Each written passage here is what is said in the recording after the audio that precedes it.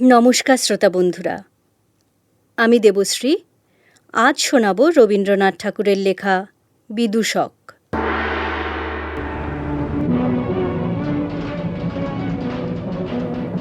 কাঞ্চির রাজা কর্ণাট জয় করতে গেলেন।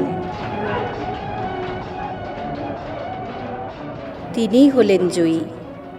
চন্দনে, হাতির দাঁতে আর সোনা মানিকে হাতি বোঝাই হল। দেশে ফেরবার পথে বলেশ্বরীর মন্দির বলির রক্তে ভাসিয়ে দিয়ে রাজা পুজো দিলেন। পুজো দিয়ে চলে আসছেন, গায়ে রক্তবস্ত্র, গলায় জবার মালা, কপালে রক্তচন্দনের তিলক, সঙ্গে কেবল মন্ত্রী আর বিদূষক।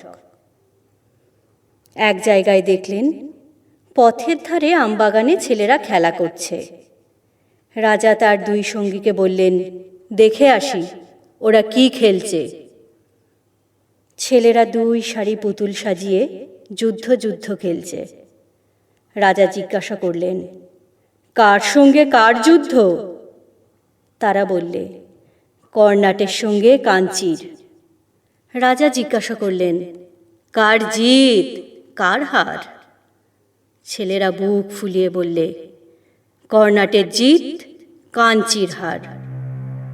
মন্ত্রীর মুখ গম্ভীর হল, রাজার চক্ষু রক্তবর্ণ। বিদূষক হা হা করে হেসে উঠল। রাজা যখন তার সৈন্য নিয়ে ফিরে এলেন, তখনও ছেলেরা খেলছে। রাজা হুকুম করলেন, এক একটা ছেলেকে গাছের সঙ্গে বাঁধো আর লাগাও বেত। গ্রাম থেকে তাদের মা বাপ ছুটে এলো, বললে, ওরা অবোধ, ওরা খেলা করছিল, ওদের মাপ করো। রাজা সেনাপতিকে ডেকে বললে, এই গ্রামকে শিক্ষা দেবে, কাঞ্চির রাজাকে কোনো দিন যেন ভুলতে না পারে। এই বলে শিবিরে চলে গেলেন। সন্ধেবেলায় সেনাপতি রাজার সম্মুখে এসে দাঁড়ালো। প্রণাম করে বললেন, মহারাজ, শ্রীগাল কুকুর ছাড়া এ গ্রামে কারো মুখে শব্দ শুনতে পাবেন না। মন্ত্রী বললে, মহারাজের মান রক্ষা হলো। পুরোহিত বললে, বিশ্বেশ্বরী মহারাজের সহায়।